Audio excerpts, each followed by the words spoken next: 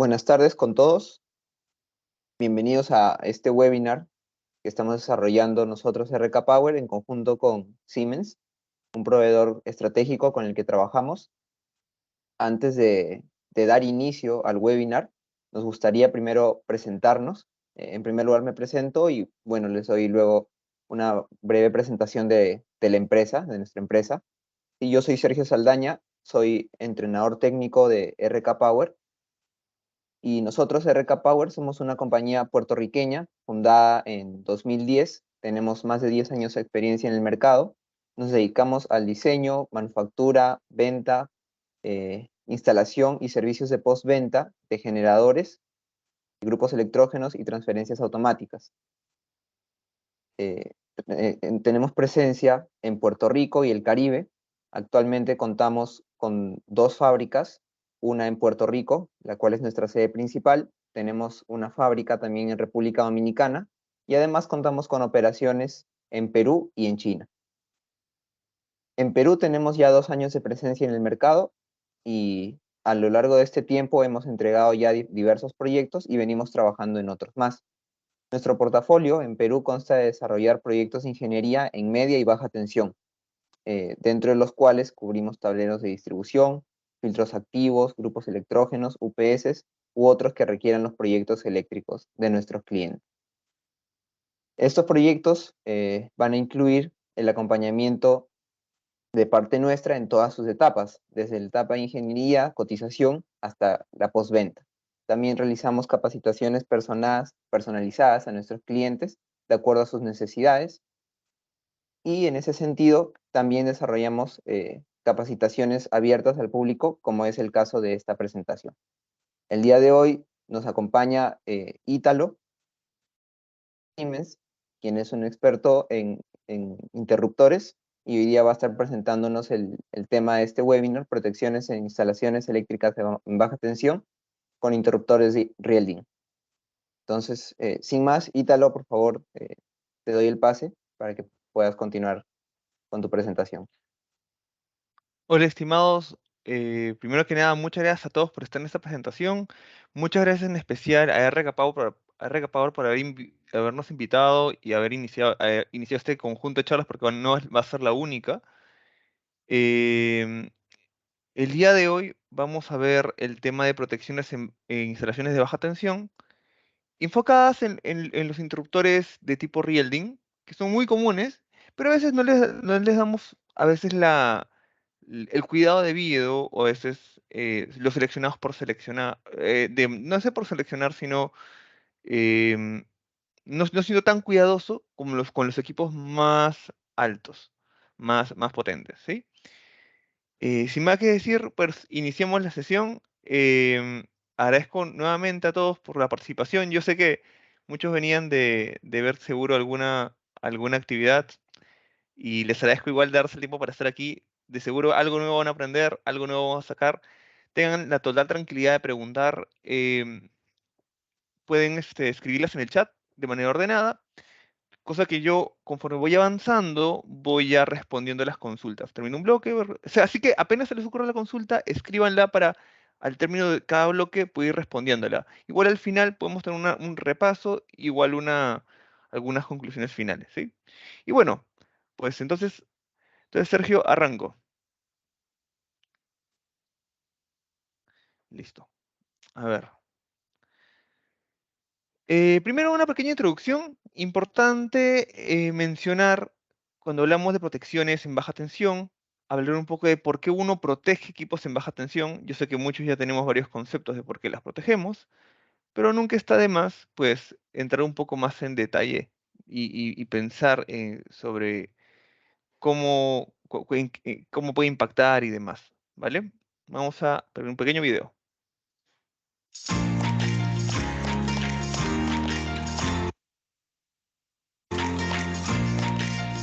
30% of all fires are caused by electric defects. 15% of all systems show faults in cables and electric lines. More than 370 people die in fires in Germany every year.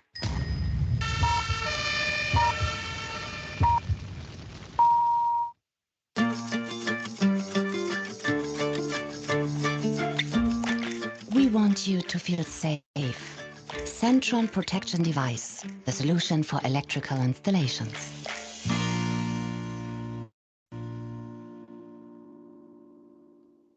Bien. Este primer video es un poco para concientizar la importancia de las protecciones en baja tensión, para entender de que no es un juego, no es de pronto em, no es una situación en la cual no va a tener algún defecto similar, ¿vale? Hay que tomarlos con muchísima seriedad en cada uno de los ámbitos. Bien, vamos a arrancar. Primero una pequeña introducción, aparte del video, algunos conceptos claves antes de hablar de protecciones de baja tensión, ¿vale? Em, Algunos conceptos. Primero ya sabemos que existen secciones de cable, existen corrientes admisibles. Esto viene de acuerdo a norma, sí, pero también de acuerdo a las propiedades del fabricante, ¿vale? Y la parte clave de un interruptor, de todas sus aplicaciones, es que los interruptores, la función principal de los interruptores termomagnéticos y los de distribución, está en lo que es la protección de conductores. Porque el conductor es quien lleva la corriente, quien permite que la energía llegue a nuestros hogares y además que es un elemento clave. Y por eso cada conductor tiene una corriente admisible. Y para eso tenemos una relación donde la carga, aquí está la carga, miren la carga, que es IB, tiene que ser menor o igual a la corriente admisible. Esto es algún tema de lógica, ¿no? Si el cable aguanta 18, pues yo no lo voy a hacer cargar 19, 20, 25, lo voy a hacer cargar 15, o 16, o quizás 18, porque esto puede cargar 18. Ya está el límite, pero puede cargar 18, ¿vale? Por eso esta corriente admisible es muy importante. Y claro, ¿qué pasa si supera la corriente admisible? ¿Qué pasa si es que de pronto el conductor deja de pasar 15 o 18 y pasa 25? O pasa de pronto 20. ¿Inmediatamente se va a destruir? No. Lo que va a pasar es que con el camino, con el tiempo, sus propiedades dieléctricas se van a degradar. Entonces, la idea es evitar esto. Cuando un cable de corriente funciona a lo que debería funcionar, tiene una duración típica no menor a 20 años, la verdad. Dura muchísimo tiempo. Por eso que incluso nuestros mismos domicilios que tienen cables de hace muchos años, quizás ya deberíamos cambiar algunos, ¿no? Pero vemos que sigue funcionando, porque no le hemos dado más de lo que se le ha pedido, ¿vale? Un segundo punto importante. eh, cuando, este, cuando hablamos de lo que es interruptores, cuando hablamos de baja tensión, cuando hablamos de protecciones, hablamos de protegernos de qué?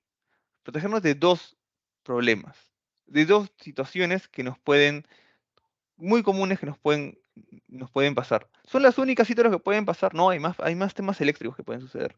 Pero los interruptores eh, principalmente se preocupan por estos dos. Hay uno más que lo vamos a ver al final, pero estos dos tienen que ver con el cable, ¿vale? Uno es la sobrecarga y el otro es el cortocircuito. Vamos a ver cuál es la diferencia, ¿ya? Vamos a primero entender qué es la sobrecarga. Eh, la sobrecarga la podemos entender de la manera que cuando la corriente, por ejemplo, em, está hecha para 18, ahora empieza a pasar ya no 18, sino 26, 20, 25, 30, o va creciendo poco a poco. Sobrecarga la llamamos justamente a que hay una mayor carga de a la cual fue hecho, por el mismo nombre lo sacamos, ¿no? Donde no se cumple esta relación, donde el IB termina siendo mayor que el admisible, ¿ya? Se consume más corriente de lo que el cable puede admitir. ¿Y eso qué hace? Pues eso hace que la temperatura del mismo conductor suba a valores a los cuales la aislación comienza a debilitarse, por ejemplo, y eso baja notablemente su vida útil.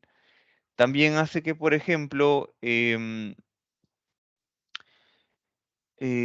con el tiempo y las horas de funcionamiento, el interruptor, el mismo cable, aparte de degradarse su aislamiento, empieza a emanar mucho calor, ¿vale?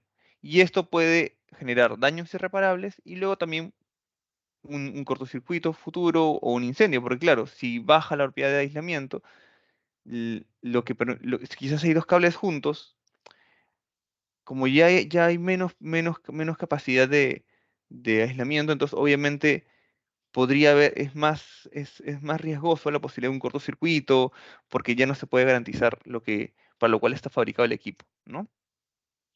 Por eso es muy importante también darse cuenta de este problema. O sea, la sobrecarga es un problema importante, no es un problema menor, ¿vale? Bien. ¿Cuándo sucede sobrecarga? Pues obviamente cuando conecto más cosas de lo que debería, de lo cual está preparado, cuando pronto en un tablero aumento cargas y no cambio interruptores, o tenía una reserva de parada para X cantidad de corriente y yo le hago un X más, le doy un X más A, situaciones como esas, ¿no? O de pronto respeto la reserva, pero le aumento más reservas y de repente la principal ya no admite ese nivel de corriente. Entonces, todo ese tipo de detalles son importantes para que las sobrecargas no sucedan y evitemos problemas futuros, ¿vale?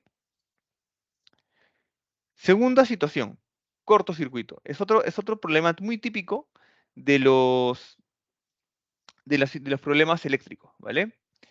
¿Qué es un cortocircuito? Un cortocircuito ocurre cuando la corriente que debe conducir por el cable es tan elevada, tan alta, que llega rápidamente a los valores máximos al cual el aislamiento ya se destruye hasta puede fundirse y finalmente generar el famoso chispazo y genera un incendio. Esta situación es una situación gravísima. Por eso es que frente a esta situación también se protegen los conductores, para que esto se puede evitar y para que eso se evite se tiene que tener interruptores en buenas condiciones, interruptores con buen funcionamiento y interruptores obviamente de garantía, ¿vale? Es el caso más fácil de entender. Cuando de pronto el conductor está hecho para 50 y mira, pasa una carga 10 veces superior a lo que estaba fabricado. Entonces, definitivamente esto lo va a destruir, ¿verdad? Bien. Aquí les tengo un pequeño ejemplo, solo un comentario ahí, que 5 segundos pueden ser suficiente para que pueda haber daños considerables en una instalación, ¿no? Ahora, hablando ya, no, ya, no, ya pasando un poco a la introducción, avanzando a la introducción, cuando hablamos de elementos para proteger los conductores, se nos ocurren los interruptores, ¿verdad? Los interruptores sirven para poder proteger conductores. No solo conductores, también podemos proteger motores, también podemos usarlo para arranques, también para generadores, hay para muchas aplicaciones. Pero una de las principales funciones de un interruptor es proteger los conductores. Y existen diferentes tipos de interruptor, ¿no? Interruptores pequeños, medianos, grandes, ¿no? Hay diferentes tipos. Y por ahí, por ejemplo, yo les dejo esta consulta para que la vayan pensando y más adelante les pregunto. ¿Ustedes saben que existen interruptores MCB, que son los miniatura, los Rieldin, los que vamos a hablar el día de hoy, que generalmente existen hasta 125 amperios, ¿verdad? Y hay cajas moldeadas que existen de 16 a 1600 amperios. ¿Por qué yo elegiría obviamente está de más decir que este equipo cuesta mucho menos que este, ¿no? ¿Por qué yo elegiría un, por ejemplo, un Rieldin? ¿Por qué no elegiría un Rieldin, por ejemplo, de 40 amperios y me iría por un caja moldeada de 40 amperios? Les dejo ahí la consulta para que lo vayan pensando. Y si quieren vayan poniéndome la respuesta ahí, vayan interactuando ahí un poco. Se los voy dejando ahí. Porque claro, acá hay uno diría, hay un solapamiento, ¿no? Porque aquí hay desde 0.3 amperios hasta 125. Y en los cajas moldeadas hay generalmente desde 16, o incluso hay algunas veces que tienen hasta 10 amperios. Y hasta 1600 por lo general. ¿Ya? Y luego hablamos de los bastidores, esto sí ni hay que hablar. Esto sí es también un interruptor, pero de mayores potencias. Pero aquí hay un traslape, ¿no? Por ejemplo, entre 16 y 125 va a haber un traslape. ¿Por qué yo elegiría un caja moldeado en lugar de un Rieldin si un caja moldeado es más barato, por ejemplo? Dejo ahí la consulta, la vamos a responder más adelante. Vamos a acordar, no se preocupe. Porque eso es un poco mostrar los diferentes tipos de interruptores que existen en el mercado. Obviamente aquí no he incluido, por ejemplo, el interruptor seccionador, que es este que no tiene, que funciona como un seccionador bajo carga finalmente, ¿no? O tampoco estoy incluyendo, por ejemplo, los seccionadores o los fusibles que también protegen, pero no lo estamos comentando el día de hoy porque el día de hoy vamos a hablar de interruptores propiamente. Cuando hablamos de interruptores, hablamos de que tienen relés de protección. Los relés de protección pueden ser dos tipos, termomagnéticos o electrónicos, ¿vale? Termomagnéticos significa que funcionan con el famoso sistema del bimetal, funcionan de manera electromecánica, tienen una parte que es un fenómeno eléctrico y mecánico, mientras que un relé electrónico, si bien es un dispositivo electromecánico también, pero el mismo relé no es electromecánico, es totalmente electrónico, es decir, que tiene unos componentes, unos trafos, transformadores de corriente, incorporados, preparados para lo que es protecciones, es muy distinto a un transformador de medición, para que cuando detecte el nivel de corriente, esto lo manda a un controlador y el controlador, de acuerdo a la corriente que ha pasado, va a decir si este es o no un problema. Y si es un problema, ¿qué tipo de problema? ¿Es un cortocircuito? ¿Es una sobrecarga? Y dependiendo del tipo de interruptor electrónico, y de las propiedades que tenga, porque seguro algunos ya saben que existen interruptores que son LSI, LSIG y todo esto, te dice a veces incluso frente a qué problema ha disparado, por ejemplo, ¿no? Entonces, tenemos dos tipos, termomagnético y electrónico. El día de hoy vamos a enfocarnos en este señor de acá, en el relé termomagnético, porque es el equipo que tiene los famosos interruptores de Rielding, o que también le llaman, por ese motivo, interruptores termomagnéticos o térmicos le llaman, ¿no? Cómprate un térmico, 40 térmicos o 40 termomagnéticos. El nombre correcto de estos equipos sería, en realidad, interruptores automáticos de miniatura. ¿Ya? Ese es el nombre correcto.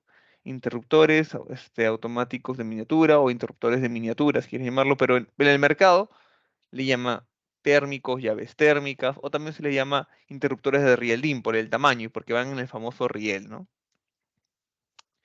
Para esto hacerlo un poco más dinámico, vamos a poner un pequeño video que pueda explicar por qué cómo funciona internamente los interruptores, qué tiene dentro, qué trae dentro, y luego vamos a ver una imagen donde vamos a hacer todo un poco más a detalle, ¿vale? Porque siempre hay dudas en esto, a veces. Ahí le voy a poner play. Si no se escucha, por favor, escriban en el chat, Ítalo, no escuchamos, o ahí me interrumpen sin problema, ¿vale? Entonces, un segundo. This view shows functional components of a miniature circuit breaker. On the top right, the control device with a breaker mechanism.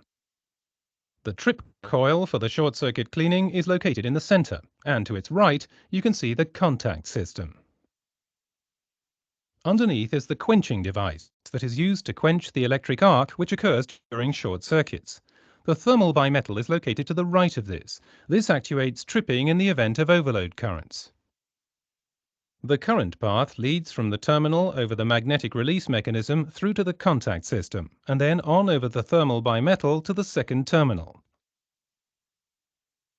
A short circuit causes the switching contacts to open. This results in an electric arc, which passes over the discharge plate and the horn into the arcing chamber.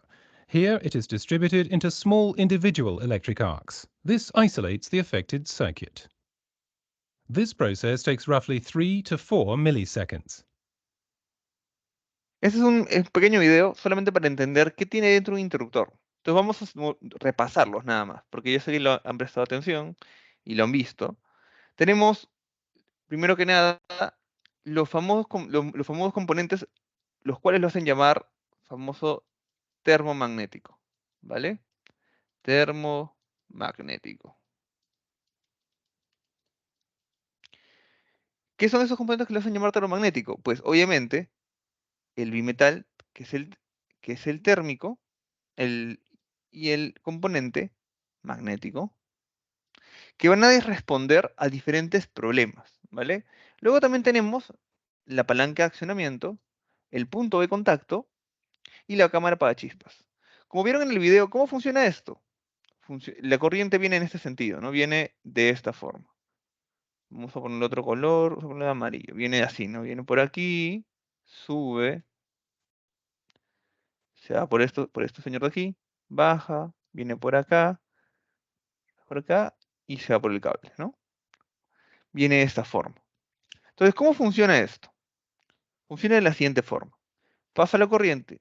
Si hay una sobrecarga, pues obviamente el bimetal se empieza a deformar, se empieza a separar, empuja el sistema que tiene aquí, jala esto de aquí, se libera el contacto y obviamente en cualquier situación, cuando se abre aquí, hay un pequeño arquito. Ese arquito se va por la cámara apagachispas. La cámara apagachispas sirve justamente para que la energía liberada por el arco eléctrico se pueda mitigar y obviamente no genere daños en el plástico protector o en el componente aislante, si lo pueden llamar así, y solo salga un pequeño humito que a veces ni siquiera nos damos cuenta de él, porque es muy imperceptible, porque el equipo es de muy alta calidad. Y frente a un fenómeno de cortocircuito, pues obviamente viene por aquí. Como la elevación de corriente ha sido tan alta, pero tan alta, este estímulo se carga lo suficiente para que el campo que genera sea lo suficientemente fuerte para vencer el efecto de los resortes y de esa manera lo haga disparar, ¿vale? Y de esta manera también se abren los contactos y se libera la energía. En este caso, si la energía liberada va a ser mucho más grande, pero igual va a ser suficiente. Va a ser, así sea lo más alta que sea, siempre y cuando esté en el umbral del cortocircuito, la cámara Apache va a poder mitigarla sin problemas y el equipo va a quedar bien. ¿Sí? Bien.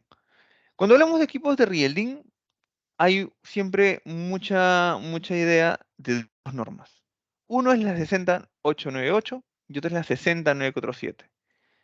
A esta llamada la norma domiciliaria o domiciliaria, o doméstica si quieres llamarla, o residencial también le llaman, residencial. Y la 60947 le llaman a veces la industrial, ¿no? Está bien llamada así, es una buena forma práctica de decirlo, la verdad, pero el nombre correcto sería norma orientada para soluciones residenciales, sí, o para ser exactos, equipos que serán manipulados por personal no calificado a nivel electrotécnico, mientras que la de aquí es equipo que será manipulado por personal con calificación electrotécnica. Generalmente por eso, tienen rangos, tienen rangos menores y esos tienen rangos un poco más altos, ¿vale? Tener dos normas da mucha confiabilidad en el equipo, ¿sí? Las normas implican que el equipo ha pasado por más de una prueba. Y te lo que quiere decir, que, o sea, si cumple la 60947, cumple también la 60898, no es así. ¿Por qué? Pero no por ser industrial y te lo está de aquí, ya cubre la de acá, no. Son normas distintas y tienen procedimientos de prueba también distintos. Sí, ese punto es muy importante, entender eso. Más adelante vamos a ver cuál es la diferencia. Vamos a ir a la siguiente slide para ver un poco la diferencia. Eh, Cuando hablamos de las normas, hablamos de que han pasado por diferentes tipos de ensayo, ¿vale? De hecho, los diferentes ensayos hacen que un equipo tenga diferentes propiedades, ¿no? Uno que pueda ser utilizado en aplicaciones residenciales y otro que pueda ser aplicado para aplicaciones, por ejemplo, industriales, ¿no? Tener esas exigencias. Ese es un punto diferente. Y aparte que las secuencias de ensayo son distintas. Como ven, miren, acá tengo secuencias bastante distintas. Tengo 3 secuencias para que pueda ser aprobada por la norma, mientras que aquí tengo una secuencia un poco más corta, un poco más rápida, y busca dos terminologías distintas, mientras que para el IS 61898 no hablamos de ICU, hablamos de ICN, mientras que la 60947 hablamos de ICU e ICS. ¿Cuál es la diferencia?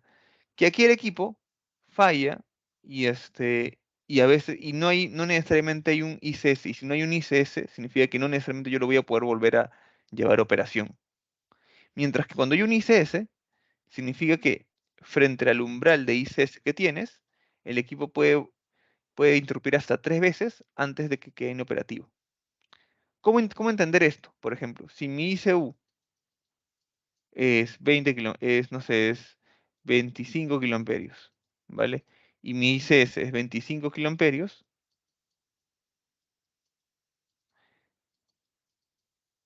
Vamos a hacer mejor otro ejemplo para que se pueda entender mejor.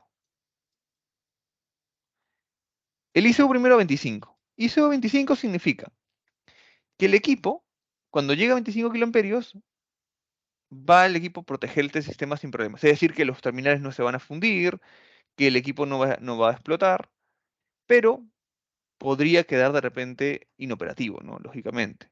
Porque va a aguantar solamente hasta 2 veces el valor, es decir, prácticamente no va a aguantar mucho, la verdad. Mientras que el ICS, ahora, si hay un cortocircuito menor al ICU, obviamente no debería haber problema. Pero si es hasta el ICU, se le llama por eso cortocircuito último, ¿vale? ICU es cortocircuito último. Mientras que el ICS es el cortocircuito de servicio. El ICS, por ejemplo, si el ICS fuera 20 kiloamperios y a 95, significaría que cuando está por debajo de 20 kiloamperios, el equipo puede operar nuevamente, ¿vale? Y el ICS, el interruptor, debe cumplir 3 veces el cortocircuito y seguir funcionando tras transcurridos estos. Es decir, pasa 3 veces el cortocircuito y puede seguir operando al nivel que te indique el ICS, ¿vale? Esto quiere decir que cuando, por ejemplo, el ICU es igual al ICS, hablamos de un equipo más robusto, ¿sí? Mucho más robusto. ¿Sí? Ahora vamos a hablar un poco de lo que es cómo uno interpreta un interruptor termomagnético o un interruptor de Rieldin. Lo podemos entender por su curva de disparo. ¿Cómo se interpreta una curva de disparo? La curva de disparo tiene 3 zonas, ¿vale? La primera zona es la zona llamada, vamos a pintar por aquí, la de aquí, que es la zona de no disparo. En esta zona, por debajo de la curva, de la primera curva, es una zona de no disparo. Y por encima de la curva, de todas las dos curvas, es la zona de ya disparó. ¿Vale? Acá ya ha disparado. ¿Y qué significa esta zona del medio? Esta zona de aquí al medio. La zona del medio es una zona indeterminada. Lo que se sabe es que el interruptor va a disparar entre este punto y este punto en algún momento. Pero lo que podemos garantizar es que cuando llega aquí, toque esta línea, ya disparó. Eso es lo que podemos garantizar, que aquí ya disparó. Y acá va a disparar, ¿vale?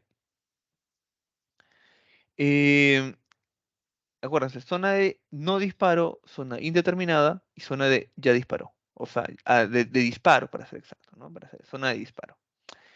Em, Importante también mencionar que, lógicamente, eh, esto que estoy explicando se cumple tanto no solamente para interruptores magnéticos, sino también para interruptores electrónicos. Porque todo interruptor tiene dos pequeñas curvas, porque tiene siempre una zona indeterminada, ¿vale?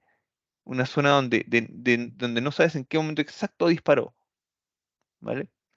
Esto es lo importante de entender la curva de disparo.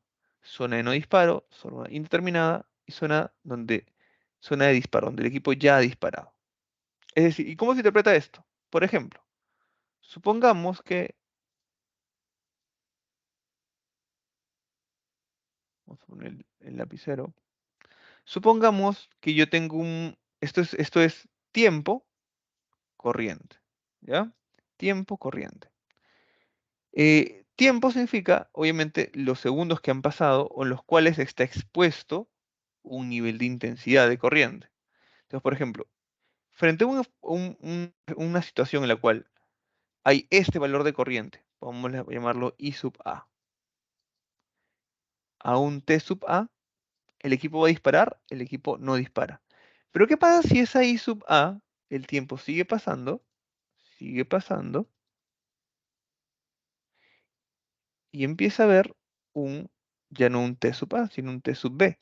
Es decir, el problema se ha mantenido, el problema ha continuado. O sea, no se ha corregido, no ha continuado porque la nominal está acá. No sé si notaron, no lo dije, pero aquí está la nominal. Ese es un valor por encima de la nominal, pero ya pasó más tiempo. Había primero un T sub A, ahora hay un T sub B, que es donde T sub A es mayor a T sub B, lógicamente. T sub A menor a T sub B. ¿Vale? Entonces ya avanzó y ahora llegó a tocar la primera curva. Ítalo, en este momento ya disparó todavía. De ahí va a comenzar el equipo, por así decirlo, como que comienza a disparar, por así decirlo. ¿Vale? Pero lo que vamos a saber, que cuando llegue a esta curva, a este punto, que podemos llamarlo T sub C, donde T sub C es mayor a T sub B, el equipo ya disparó. En T sub C el equipo ya disparó. Disparó. Trip, si quieren llamarlo.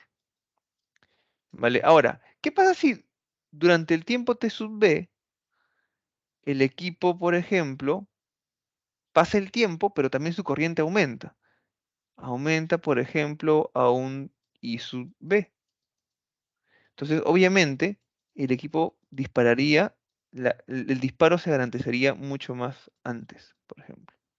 ¿Vale? Por eso, por eso yo le decía que entender estas curvas es muy importante. Incluso les va a servir mucho para quienes estén en industria y a veces tengo mi arranque, tengo el interruptor o tengo el relé de protección y no entiendo por qué sigue disparando el equipo si es que ya si ya lo regulé, si antes había funcionado. Si yo conozco la curva de arranque de mi sistema, yo sé cuál es su pico de arranque, ¿verdad? Entonces yo puedo ubicar el pico de arranque en mi curva de disparo y yo tengo que asegurarme que ese pico de arranque esté debajo de la curva. Porque si toca la curva, lógicamente va a disparar. Entonces, esa es la idea del pico, esa es la idea de poder interpretar una curva de disparo. Para eso sirve. Por eso es importante entenderla y siempre tenerla en cuenta, especialmente cuando quiero solucionar un problema. ¿Vale? Según la norma 60898, existen cuatro tipos de curvas. Curva A enfocada mucho en la norma alemana, curva B, curva C, curva D. No se confundan con los que son los tipo A, tipo B, tipo C, tipo D de los interruptores diferenciales. Esto es otra cosa. Ese es el tipo de curva según la de 60898. Que en sí, ¿cómo lo podemos resumir? Que mientras la curva se aleja del A y se va hacia el D, lo que pasa es que alarga su efecto de sobrecarga. Porque esta zona, eso es lo que no lo dije hace un momento, vamos a pintar.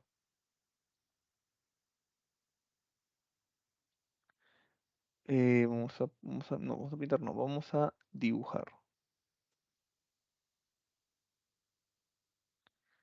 A esta zona de aquí, hacia la izquierda, le vamos a llamar zona de sobrecarga. Y de aquí para acá, la vamos a llamar zona de cortocircuito. CC si quieres llamarlo. ¿Ya?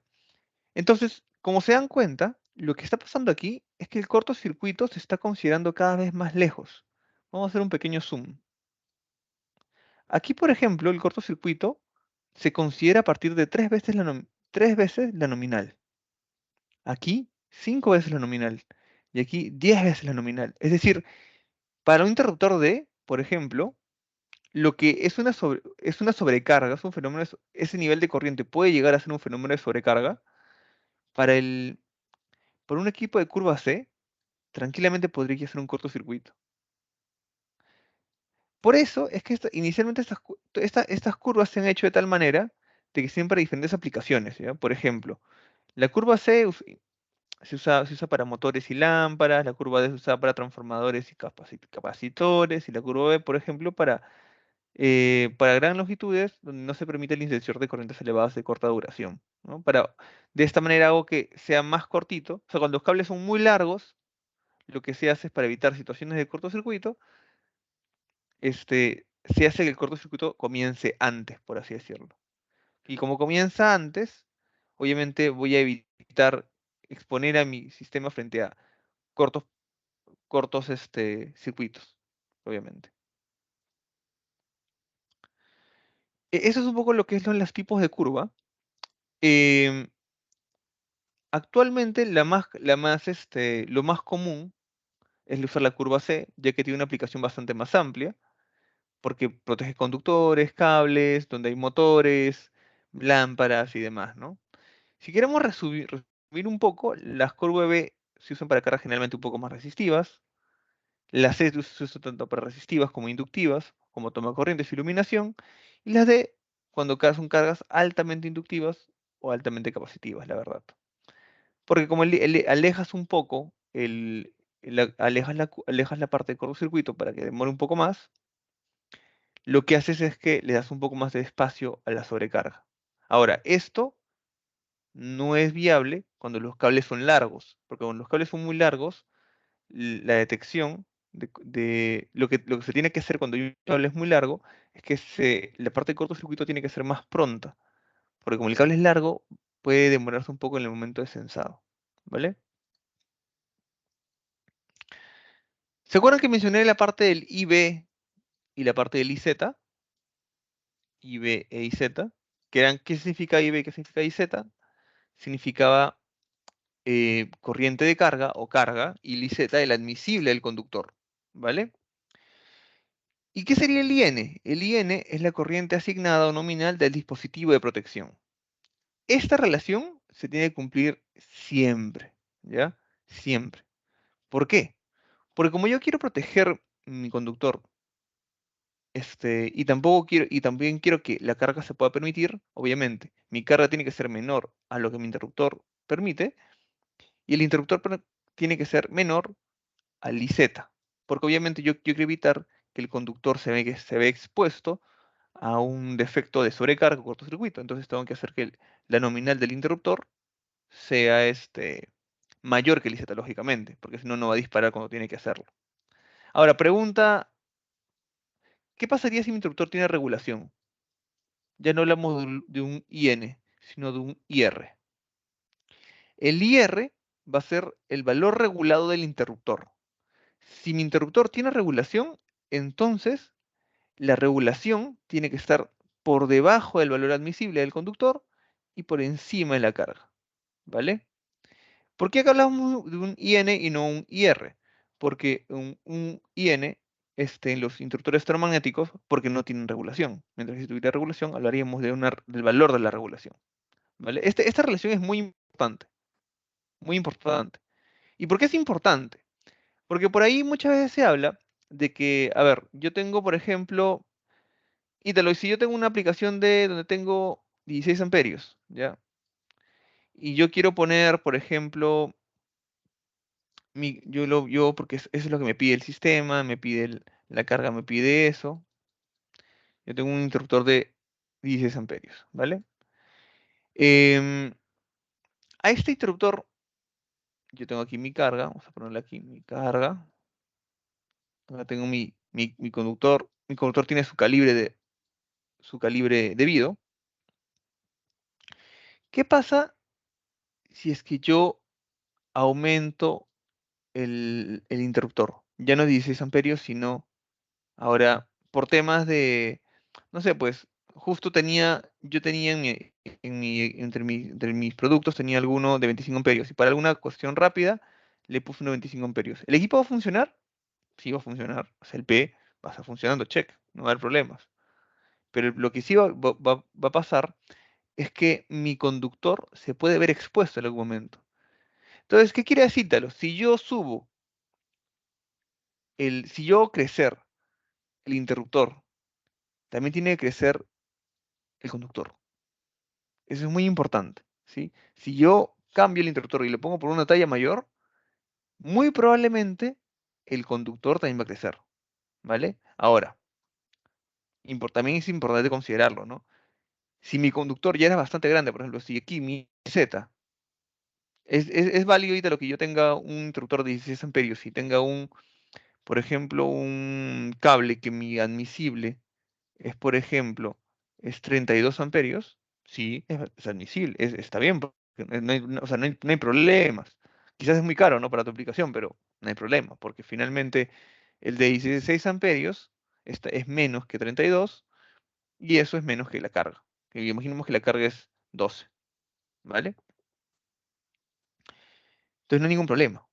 porque obviamente no vas a afectarlo. Si cambio el interruptor de 16 amperios a 25, ¿hay problema? Tampoco hay problema, porque el de 25 amperios está debajo del de 32. Entonces no voy a exponerlo. ¿Vale? Ese mensaje es muy importante que quede bien calado.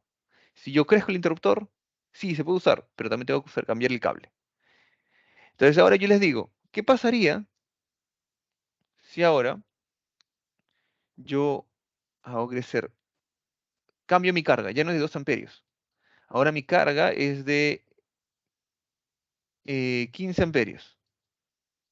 Entonces, como es de 15 amperios, o pongámoslo 16 mejor ya, 16. O un valor para que me fuerce el cambio. Ahora mi carga es de 18 amperios.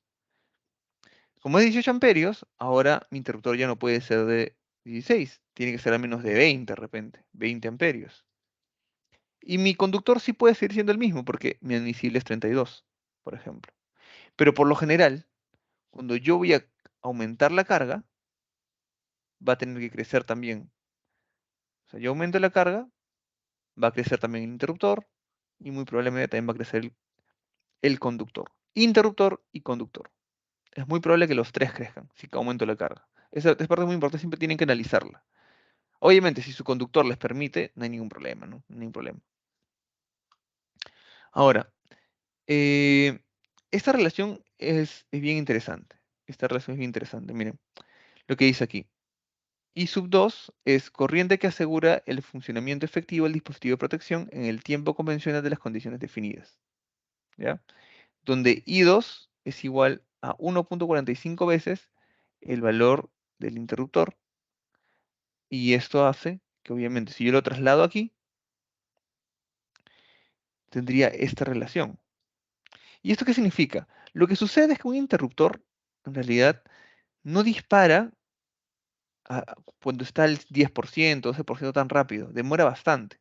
Si ustedes ven la curva de disparo, aquí, y el I sub 1, por ejemplo, que está bien arriba, estamos hablando de un tiempo bien, bien alto. Si vamos acá y vamos a un zoom, de repente puede ser más fácil de entender. Miren, para que a 1.13 dispare, tienen que haber pasado al menos unos 60 minutos, si no es 120. Entonces, va a tardar bastante para que dispare. Y por lo general, el equipo, los interruptores no disparan sino hasta después del 25% o 30% del valor de la nominal. O sea, cuando está, si es interruptores de 100, recién va a disparar a partir de 130 amperios. Y si mi admisible está muy cerca del interruptor, por ese periodo de 2 horas lo voy a exponer mucho. Entonces la idea es exponer al conductor lo menos posible, ¿no? Por eso uno tiene que dimensionar correctamente o lo mejor posible el conductor con respecto al interruptor, ¿vale? Ese mensaje que quede muy, muy claro. Bueno, yo ya voy a hablarles un poco de los interruptores que tenemos en Siemens. Tenemos 3 tipos de interruptores. Tenemos interruptores real-in, interruptores de hoja moldeada y bastidores abiertos, pero en este caso voy a hablar de real-in. Tenemos 3 familias, 5SL, 5SY, 5SP. Nosotros le hablamos de aplicaciones estándar, avanzadas y aplicaciones entre 80 y 125 amperios, ¿vale? ¿Por qué le llamamos estándar a esta? Porque obviamente es es un equipo de entrada, más sencillo, quizás un poco menos de operaciones, que esto de aquí es un poco menos robusto. Este equipo es mucho más robusto. También, por ejemplo, tiene doble punto de ajuste, a diferencia de que tiene solamente uno. Pero la ventaja que tienen los equipos de Siemens es que obviamente nosotros desde un inicio los hacemos funcionar con doble norma. O sea, todos nuestros equipos de Siemens en este momento cuentan con doble norma. Tanto 60898 como 60947. Tanto en 5SL como en 5SY. En 5SP ya no, obviamente no es binorma, solamente tiene las de 60898 porque está muy enfocada ya a aplicaciones grandes pero residenciales. ¿Vale? Ahora, eh, ¿cuál es la diferencia entre un 5SL y un 5SY? Aparte de eso, que el 5SY tiene cortocircuitos más elevados. Para afrontar situaciones con cortocircuitos más elevados, voy a tener que irme por 5SY, definitivamente. Ahora, aprovechando este espacio que hablamos del cortocircuito, yo vengo a preguntarles. Es decir, voy a tomar una pausa para ver si alguien puso en el chat. Creo que nadie lo puso en el chat. Em, ¿Por qué yo elegiría un interruptor de caja moldeada por debajo de un interruptor de de Rieldin? ¿Se acuerdan del ejemplo que les dije? 40 amperios, tanto en Rieldin como en caja moldeada. ¿Alguien se anima a escribir algo en el chat? A ver, les dejo unos minutos, un par de segundos, a ver si alguien se anima. ¿Por qué escogería un caja moldeada si es más costoso que un Rieldin? ¿Nadie se anima?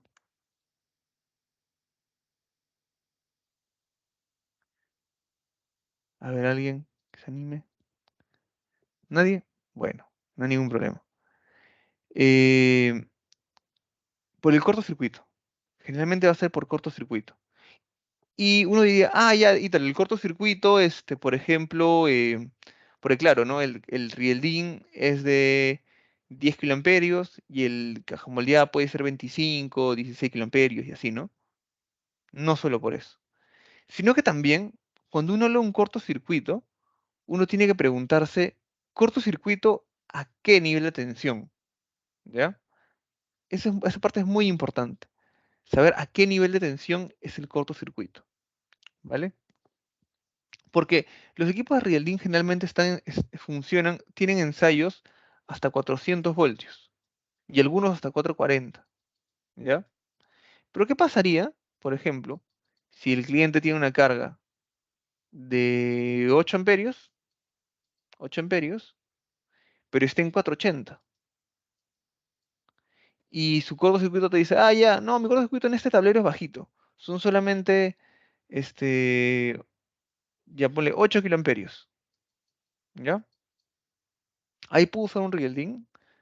Ahí no vas a poder usar un Rieldin, porque generalmente los cortocircuitos en Rieldin son de 400 voltios y de 440. Pero cuando hablamos de 480, ya estamos hablando de otro nivel de tensión, ¿vale? Y eso puede volcar, por ejemplo, a que yo me vaya de un equipo de Rieldin a uno de caja moldeada, por ejemplo. O también en una aplicación normal ya en 220, que de pronto el cortocircuito, es una cara pequeña.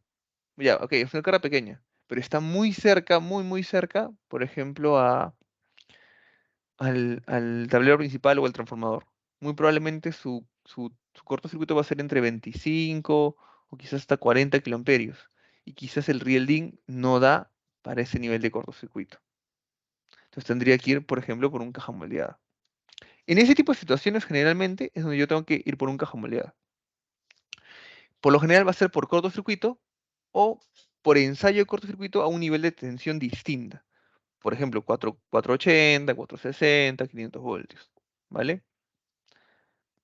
Esta parte es muy importante, siempre tienen que tomarla en cuenta. Recuerden un pequeño review. ¿Qué tengo que preocuparme de un equipo al momento de dimensionarlo? Nivel de corriente, ver cuánto es la carga, cuánto es el valor admisible de mi conductor. Si estamos hablando ya, también ver el cortocircuito que me pide el tablero y a qué tensión está. No solo saber que ya 10 kiloamperios, no, 10 kiloamperios a qué tensión, a 220, a 380, a 440, a 460, a 480. Ese tipo de preguntas pueden hacer que mi decisión cambie de un Rieldin a un caja moldeada, por ejemplo. ¿Vale? Y eso es muy importante. O también, y de lo que si es un motor, puedo usar un Rieldin, lo vas a poder usar. Pero yo te recomiendo que pues, si es por una aplicación motor, no uses un Rieldin, usa un guardamotor. El guardamotor está preparado justamente para ese tipo de aplicaciones, ¿vale?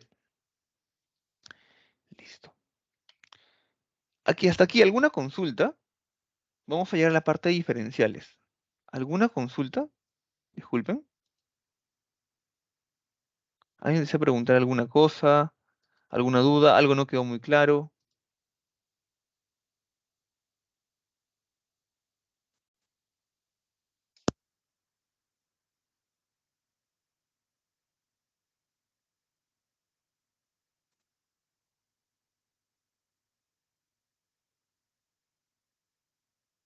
Ahí creo que ahí está escribiéndonos algo Leopoldo.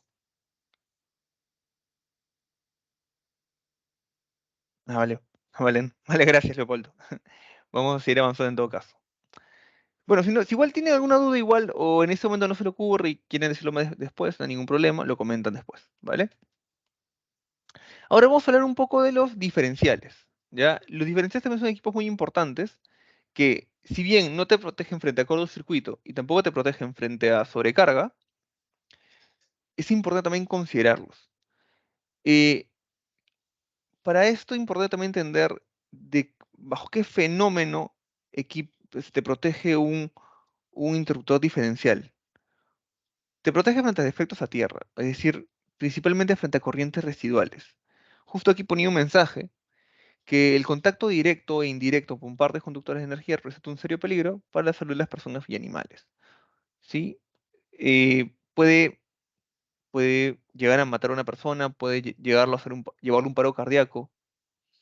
Una corriente justo ponía acá, ¿no? De 50 miliamperios es suficiente durante un segundo para producir un paro cardíaco. ¿Vale? Por eso generalmente uno evita que las personas se vean expuestas desde 40 miliamperios. Por eso, a partir de 40 miliamperios es algo muy peligroso, ¿vale? Por eso los diferenciales funcionan a 30. Y de hecho no funcionan a 30, funcionan a menos en realidad. Cuando un equipo es de 30 miliamperios, no es que dispara exactamente a 30 miliamperios, sino dispara incluso de antes, ¿vale? Pero para 30 de todas maneras ya disparó. Para eso hay que entender un poco algunos conceptos. Entendamos el defecto tierra. El defecto tierra es una pérdida de aislamiento entre un conductor de pieza de baja tensión y una pieza conductora que ahora está expuesta, que podría generar daños en la instalación eléctrica y en el personal.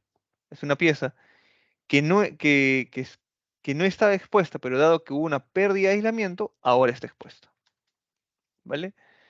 Pieza conductora expuesta entendamos como una zona donde generalmente no hay tensión, no hay corriente, pero por fallas en el aislamiento empieza a exponerse frente a una tensión. Contacto directo, entendámoslo como las situaciones en las cuales son zonas que siempre están expuestas y conducen corriente de manera normal, y yo lo toco directamente, y un contacto indirecto, consideremos, es justamente la situación en la cual tú tocas un elemento que no debería conducir, pero debido a que hay una falla en el aislamiento, ahora conduce. Y por eso sientes la descarga. ¿Vale? ¿Qué puede causar esto? Por ejemplo, ¿qué puede causar que se deteriore el aislamiento o aparezca un defecto a tierra? Primero, el deterioro temporal de las propiedades dieléctricas, la rotura mecánica, entornos especialmente agresivos, como frío, mucho calor, por ejemplo, daña el conductor definitivamente, que caigan descargas eléctricas cerca de las instalaciones o cerca de los conductores. Eso puede producir también una falla en el aislamiento, puede deteriorar el conductor. Acción de animales. Y uno más que les dije al inicio. Conductores obviamente sobrecalentados o expuestos constantemente a sobrecargas. Deterioran, constantemente sobrecargas empieza a deteriorar y a cortar la vida útil del conductor, ¿no? ¿Y qué consecuencias trae? Consecuencias como, por ejemplo, que las piezas conductoras expuestas empiezan a conducir, eh, que se generen pequeños arcos eléctricos que pueden generar un incendio. Sobre este punto, muchas veces 300 miliamperios por un periodo de tiempo definido, o sea, 300 miliamperios no lo ve ningún interruptor, porque obviamente es muy pequeña corriente, ¿vale? Es muy pequeñita, entonces obviamente el interruptor no es nada para él. Eso, un interruptor electromagnético no va a disparar por 300 miliamperios, ni por 30, porque no es un fenómeno para ellos. Pero sí, 300 miliamperios podría ser suficiente para generar un incendio, ¿ya? Por eso muchas veces los interruptores diferenciales con 300 miliamperios están hechos para para algunos tableros en la zona de cabecera, para evitar que frente a ese porcentaje de corriente de, y frente existe una pérdida de aislamiento y pase esos 300 miliamperios de pérdida, se generen esos incendios. Obviamente también esto puede tener una consecuencia de que hayan perturbaciones en el sistema de telecomunicaciones y obviamente como hay una corriente residual constantemente pasando yendo hacia tierra, erosiona también poco a poco los electrodos, ¿vale? Ese es un mapa de un poco, puedan conocer un poco la norma de dónde sale todo este tipo de fenómenos y estudio, ¿no? Sobre lo que hacen las corrientes residuales en las personas y por qué pueden ser peligrosas. Se definen 4 zonas, ¿no? La zona 4 es la peligrosa, donde se produce sí o sí un paro cardíaco, ¿vale? Y la zona 3 es la zona donde si bien, esta es la zona 3, miren, la estoy pintando, si bien no se produce un paro cardíaco, empiezas a tener pequeños calambres musculares, empiezas a sentir la afectación en tus músculos, ¿ya? Si bien no te va a dar un paro cardíaco, pero sí puede generar otro tipo de daños, ¿vale? Ahora, el tiempo es importante, el tiempo es muy importante, porque miren este punto acá, imaginemos que este valor esto es 100, imagínate esto es 200 miliamperios. Si fuera por 100 milisegundos, no pasa nada. Vas a sentir, ¿no? Obviamente la, este, el efecto, vas a sentirlo. Pero, mira, cuando el tiempo pasa, ya no solo vas a sentirlo, sino también sí te puede dar un paro cardíaco. Por eso es importante definir este umbral. Por eso el umbral de 30 miliamperios es muy importante. O sea, es un poco más, hasta un poco más, ¿no? Pero a 30 miliamperios se busca por eso garantizar que la persona no se va a ver afectada, ¿vale? Este es un ejemplo un poco del contacto directo e indirecto. Y obviamente contacto directo sería que yo toque ¿cómo se llama? El conductor. Y el contacto indirecto sería que yo toco el case de un equipo y a través de eso me pasa la corriente. Directo, toco directamente un conductor. Contacto indirecto, toco algo involuntario. Por ejemplo, la lavadora, no toco la lavadora y me paso corriente. Toco la cocina y me pasa corriente. Obviamente si toco un cable, me va a pasar corriente de todas maneras. Ese es uno directo, ¿vale? Y frente a esos sistemas, podemos, esas situaciones, disculpen la palabra, esas situaciones, tenemos situaciones menos peligrosas y situaciones más peligrosas. Menos peligrosa, obviamente la corriente ACS en esta nivel de tensión es poco peligrosa, siempre y cuando estemos en ese nivel de corriente. Por eso generalmente las aplicaciones de control no son muy peligrosas para las personas, ¿sí? No son muy peligrosas. Muy distinto, por ejemplo, a aplicaciones AC, desde 40 mA ya puede tornarse muy peligroso. Y intenciones de 220, ¿no? Definitivamente 220, 110, es muy peligroso ya. Y un segundo es suficiente para eso, ¿sí? Aquí voy a explicarles, frente a estas situaciones, por eso existen los diferenciales. Y los diferenciales me protegen solamente para contactos indirectos, ¿verdad? No, también para contactos directos. O sea, el diferencial detecta una corriente residual, ¿vale? Y una corriente residual se puede generar tanto cuando tú tocas algo indebido, por ejemplo, la imagen del niño, ¿no? Aquí, del niño que llega, por ejemplo, a cerrar un circuito y lo cierra con su cuerpo, ¿no? Ese es un contacto directo, ¿no? Porque aquí adentro, imaginemos que ya todo esto está mal estado y llega a poner su dedo. Bueno, ya sus 2 dedos para que pueda cerrar el circuito. Este, pasa la corriente, va a sentir el fenómeno definitivamente, se le puede pasar algo terrible, pero es una zona en la cual sí va a conducir, ¿no? Está hecho para conducir. Pero si un diferencial está en buen estado, va a disparar correctamente. Va a disparar correctamente y va a evitar que ese contacto directo pueda dañar a la persona. Y un contacto indirecto obviamente ya es la otra situación, ¿no? Donde un equipo donde no debe conducir y conduce. Se genera una corriente residual y detecta el problema. O también, por ejemplo, si un equipo pierde suficiente aislamiento, puede que nadie lo esté tocando, pero por el mismo fenómeno la corriente se va hacia la Tierra, no regresa. Y como se va hacia la Tierra, obviamente genera una corriente residual.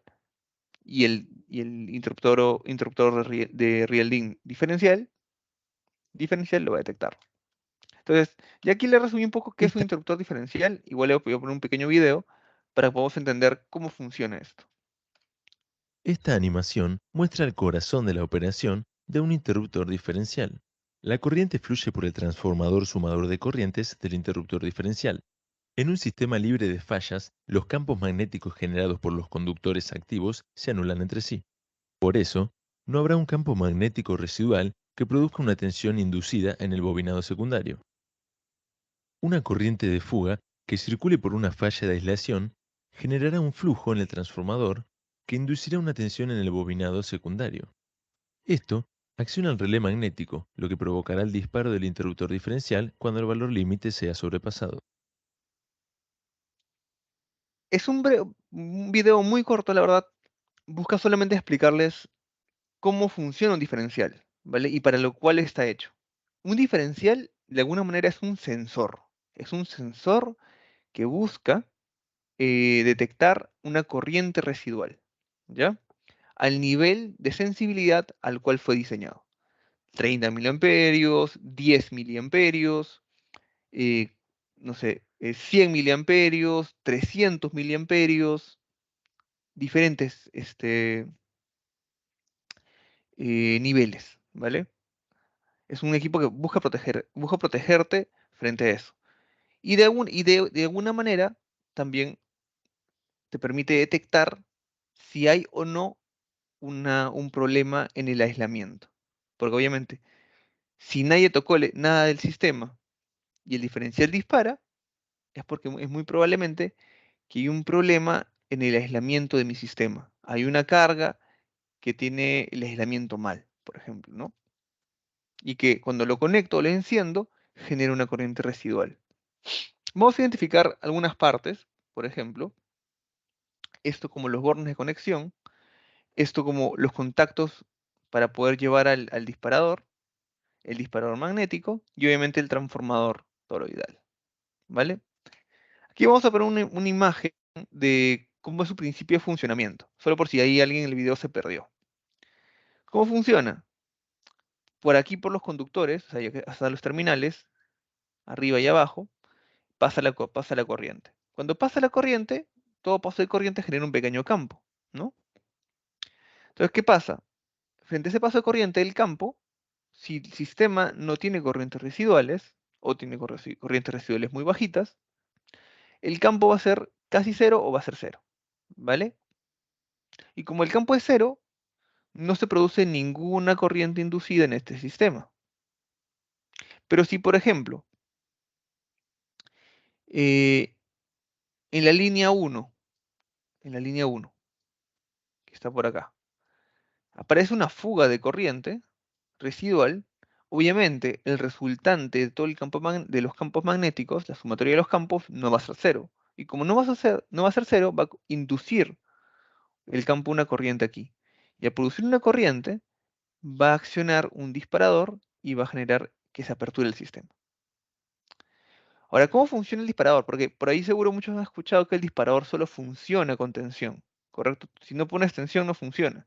Eso es porque lo que hace el disparador es simula una corriente residual con una resistencia de testeo, haciendo que, obviamente, la corriente que pasa por aquí, o sea, bueno, estamos usando el testeo, obviamente, digamos que todo el sistema está bien, pero aquí, al yo generar una carga que no está dentro del paso dentro del toroidal, obviamente acá aparece una corriente que no pasa, que no regresa por el neutro, no regresa por otro sistema, o sea, regresa por acá, y eso hace que la sumatoria no se haga cero, y por eso dispara. O sea, el testeo lo que hace es que cierra un pequeño circuito para generar una corriente residual y así probar que el equipo esté en buen estado, ¿no? Es una buena prueba de vez en cuando usar tu testeo para probar si el equipo está en buen estado. Por ahí muchas personas me preguntan, Ítalo, ¿y estos sistemas son solo para situaciones donde hay tres polos y neutro, ¿cómo hago con los sistemas que son solamente tres polos? ¿El equipo funciona? Y la respuesta es sí funciona. Porque si bien no va a haber neutro, igual la corriente va y viene por alguna de las líneas. Se balancea o no sé, pero va y viene. Entonces, la sumatoria de los campos también tendría que dar cero, ¿vale? Y si no da cero, es que hay una corriente residual. Y si hay una corriente residual, igual ¿cómo se llama? El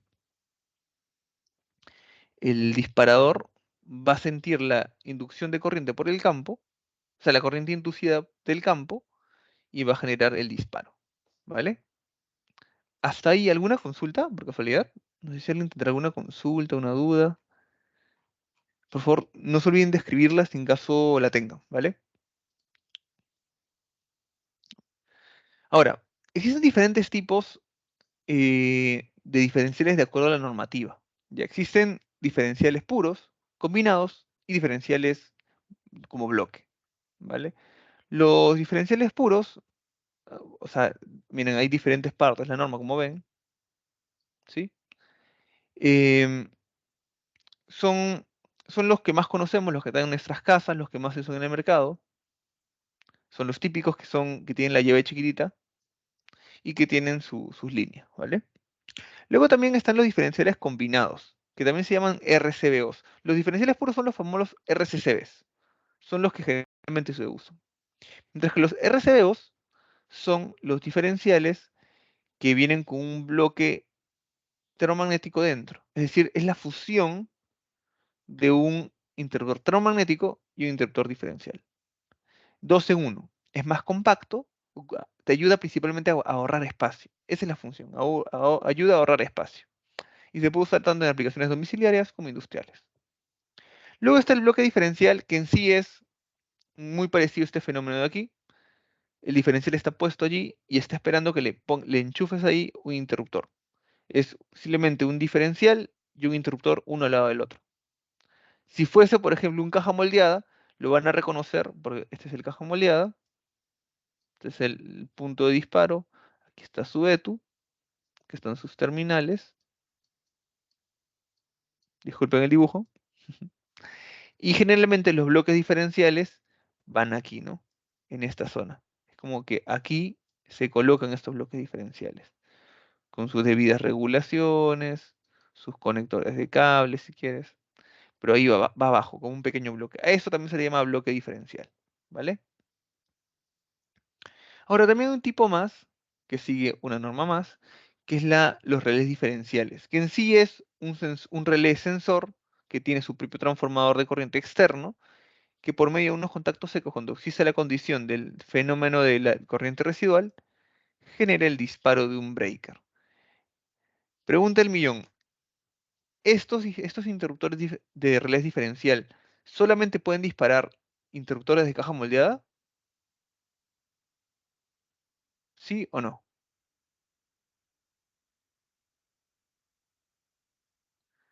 Bueno, la respuesta a esa situación es en realidad eh, no solamente interruptores de caja moldeada. También podría ser un bastidor abierto, también podría ser, bueno, obviamente, en caso hay un relé diferencial para bastidores abiertos, ¿no? Que sea de ese nivel de corriente. O el bastidor tenga una corriente de 400 amperios, 630, que también hay. Pero también puedes usarlo para disparar un rielding. En caso tu rielding quieras un relé diferencial especial, puedes hacer disparar con un rielding. ¿Cómo lo va a disparar? Porque los rielding pueden también tener, pueden también tener disparadores de apertura, que es como una bobina de disparo, pero acoplado al rielding. ¿Vale? Ahí les dejo como dato. Ahora, cuando hablamos de interruptor diferencial, hablamos también de los tipos, ¿verdad? Tenemos tipo AC, tipo A, tipo B. Tipo AC es el más común, tipo A seguro hemos escuchado, y hemos escuchado ya algunos términos adicionales sobre la inmunización. Y el tipo B, que también hemos escuchado como que el interruptor caro, ¿no? El diferencial caro, el que usamos en ascensores. Ahora, ¿por qué existen estos tipos de diferenciales. Existen porque las corrientes residuales pueden tener diferentes fuentes, ¿ya? No solo hay corrientes residuales en corriente alterna, o alterna normal, o alterna perfecta, por así decirlo. También hay situaciones donde hay corrientes residuales en continua, hay corrientes residuales en corrientes que tengan una frecuencia distinta a la fundamental, o sea, una frecuencia que no sea 60 Hz, una frecuencia que sea 120, 180, no sé, 270, así. O corrientes residuales en etapas de rectificación, ¿no?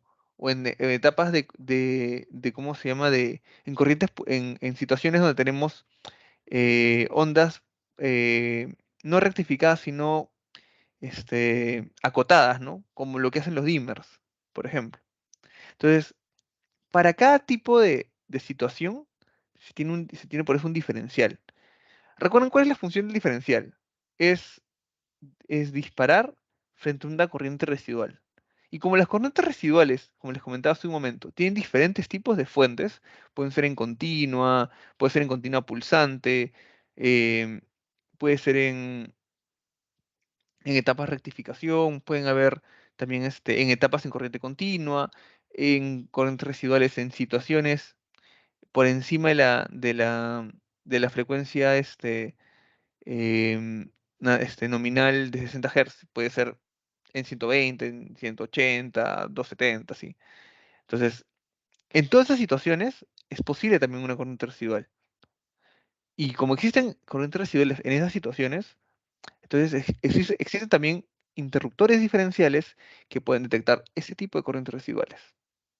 Porque las corrientes residuales en esas fuentes que son distintas a la onda fundamental entendamos 60 Hz, eh, también pueden afectar a las personas, ¿vale? Entonces por eso existen, ¿ya?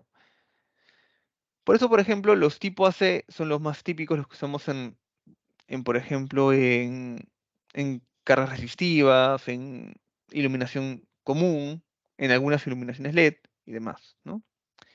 Ahora, vamos a avanzar un poquito para poder entender un poco más. Esto es lo típico, de esto no tengo mucho que decir.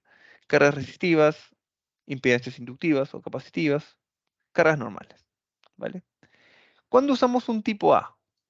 Un tipo A, por ejemplo, lo usamos cuando en el sistema tenemos por ahí un diodo, un transistor. Por ejemplo, ¿dónde hay ese tipo de equipos? En muchas luminarias LED. Si tenemos mucha luminaria LED, las corrientes residuales que pueden aparecer ahí no son solamente en el índole de las 60 Hz, pueden haber otros tipos de fuentes también. O situaciones en las cuales tenemos corrientes residuales en etapas de ondas acotadas o similares, ¿no? Entonces, cuando tenemos mucha carga LED, por ejemplo, lo correcto es usar un tipo A. Si tenemos muchos equipos electrónicos, usemos un tipo A. Data centers debería, por ejemplo, usar tipos A, no tipo AC donde están los racks, ¿no? Y los tipo B son situaciones donde tenemos etapas donde la frecuencia es alterada. Ya por ahí saben qué tipo de equipo puede servirte. Podemos usar, también tenemos, se pueden usar los tipo B o se deben usar los tipo B donde hay etapas donde tenemos corriente continua en el proceso, por ejemplo, en un UPS, ¿no? Porque un UPS aloja la corriente en continua y luego la vuelve a alternar nuevamente, ¿no? Entonces, ahí es un equipo que claramente necesitaría un diferencial tipo B. En caso quiero poner un diferencial, tendría que ser un tipo B, porque un tipo C no va a detectar cierto tipo de problemas residuales, por ejemplo. ¿Vale? Entonces, llevándolo a la práctica, por ejemplo, ¿en dónde usaría un tipo B? Por ejemplo, lo usaría con equipos médicos, porque en los rayos X tienen mucho equipo electrónico, muchos componentes que pueden generar corrientes residuales que no van a ser detectados por un tipo A, por ejemplo. En sistemas fotovoltaicos, por la etapa en continua, en controladores de ascensores, ¿no? Porque también los ascensores generalmente funcionan con variadores. Y los variadores tienen una etapa de cambio de frecuencia, ¿no? Entonces, pues son variadores de frecuencia, justamente. Entonces, ahí también tengo que usar un tipo B. No me va a servir un tipo AC, ni un tipo B, ni un tipo A, mejor dicho. Así, se analiza el tipo de carga y de acuerdo al tipo de carga elegimos el equipamiento correcto, ¿vale? Entendamos siempre que los tipos, por ejemplo, un tipo A sirve tanto para lo que tenía el tipo C como lo que también tiene lo que son las corrientes pulsantes del tipo A. Y un tipo B cubre el rango del tipo C, del tipo A, y además de lo que son las corrientes de las corrientes residuales que pueden aparecer en etapas en continua o en etapas de altas frecuencias, ¿no? Distintas a la fundamental. ¿Vale? Hasta ahí vamos bien, creo. Si tienen dudas, por favor, escríbanlo en el chat. Ahora vamos a hablar de un tema más, porque siempre que hablamos de diferenciales, tenemos que hablar también de los superinmunizados. Primero que nada, el término superinmunizado es un término de marketing. No es un término de norma. No existe en la norma el término superinmunizado. Sino que en el mercado se empezó a crear dos tipos de interruptores diferenciales. Interruptores diferenciales que tienen propiedades que evitan que el efecto de los armónicos o el efecto de presencia de corrientes transitorias o el efecto de descarga cuando hay una descarga atmosférica, ese rayo que cae cerca de las instalaciones genera un fenómeno donde aparecen ciertas sobretensiones o, por ejemplo, ciertas también corrientes de inserción, ¿no?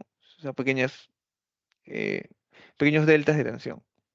O también cuando yo voy a ingresar cargas muy grandes, o sea, un motor muy grande, o voy a encender una carga muy grande, generan también variaciones en el sistema eléctrico, ¿no? Entonces, ahí en el mercado se crearon ciertos equipos que pues, que frente a estas situaciones, el diferencial no dispare. Porque a veces el diferencial se veía afectado por ese tipo de fenómenos, ¿ya? Por eso nacieron los famosos superinmunizados. Pero nuevamente, el término superinmunizado no es un término de norma.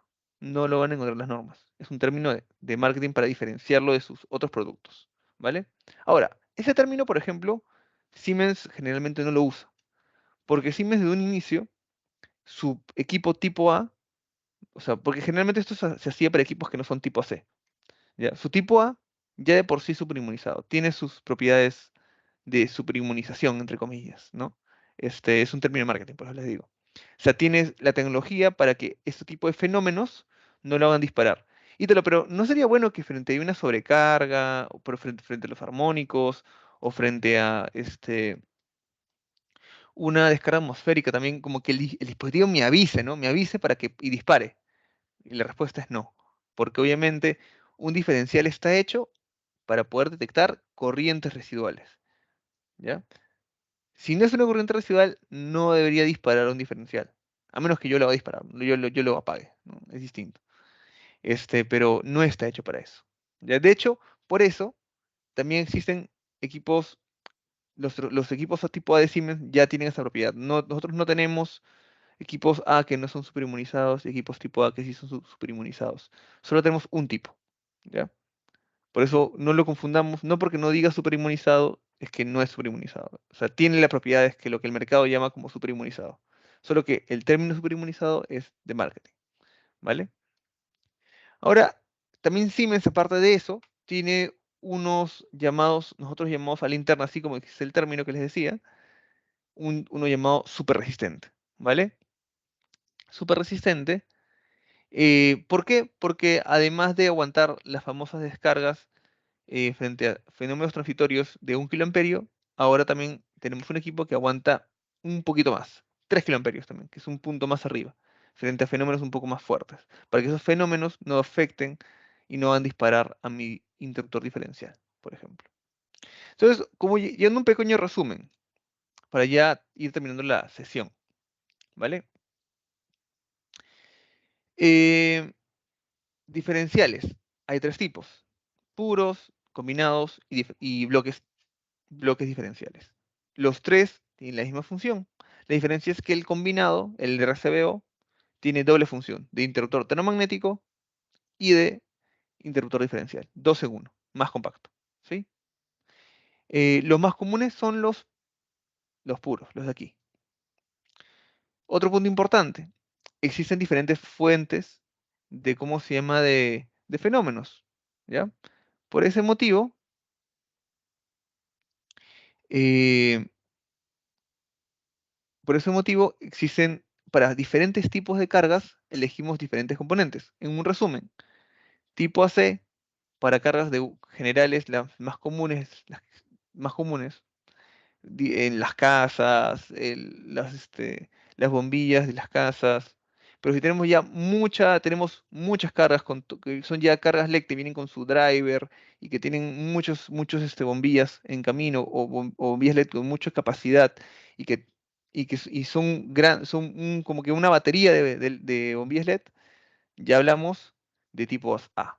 Ya no podemos usar un tipo C. El tipo A es el que tenemos que utilizar. Ejemplos: edificios oficinas, edificios con paneles, esos paneles enormes de televisores, sí o sí tipos A. Por ejemplo, si tengo muchos dimmers, tipo A, porque el tipo C no va a detectar las corrientes residuales en la etapa de rectificación. Si tengo, por ejemplo, los centros comerciales, ¿usamos tipo A o tipo C? Tipo A, porque el centro comercial tiene un montón de LED por dos lados. Esos edificios de oficina que tienen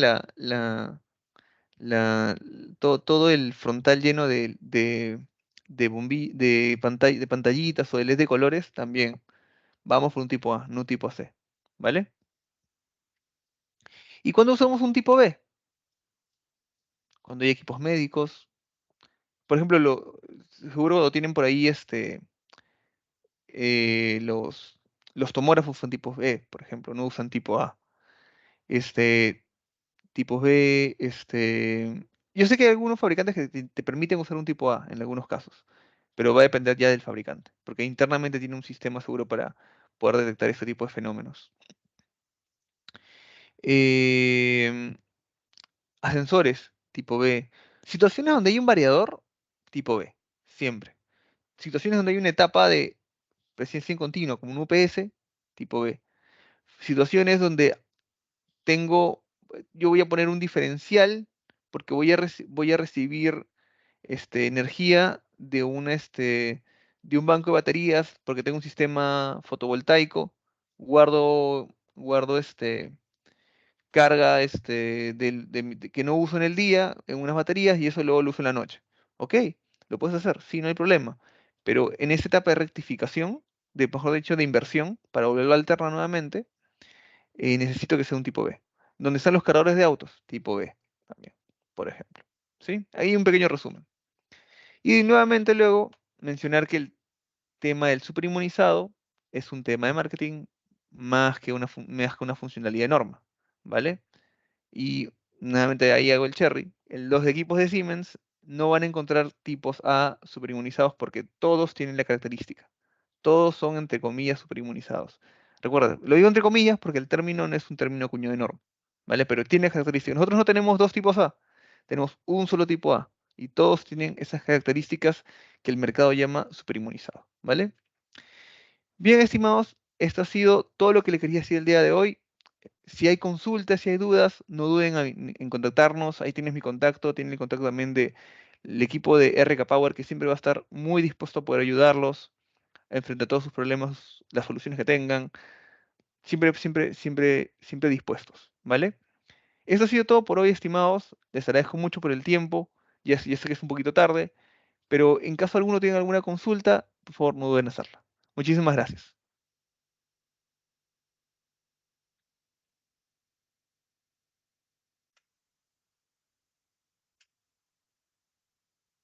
Muchas gracias, Ítalo, por la presentación. Ha sido definitivamente muy enriquecedora. Vamos a estar atentos si es que hay alguna pregunta en el chat. Adicionalmente, invitamos a los participantes a que por favor puedan completar la encuesta de satisfacción a la presentación que hemos escuchado ahora. Se ha enviado al chat. Vamos a agradecer mucho su participación.